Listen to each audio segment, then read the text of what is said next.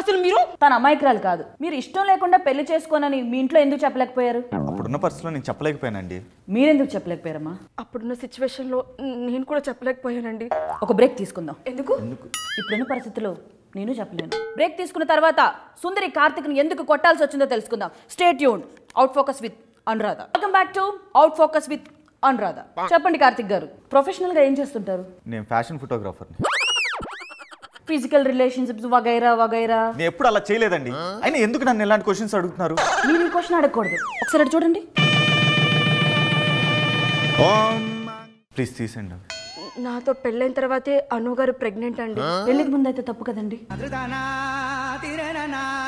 చూసారు కదా, already lover ఉందని తెలిసి కూడా సుందరిని పెళ్లి చేసుకున్నాడు. సుందరిని పెళ్లి చేసుకున్నాక సుందరికి తెలియకుండా లవర్ని పెళ్లి చేసుకున్నాడు. వాళ్ళిద్దరికి తెలియకుండా ఒకరితో ఒకరు కాపురం కూడా చేశాడు.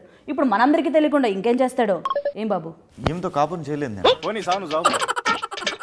చేయలేదండి. ఇలాంటి చెప్పవు.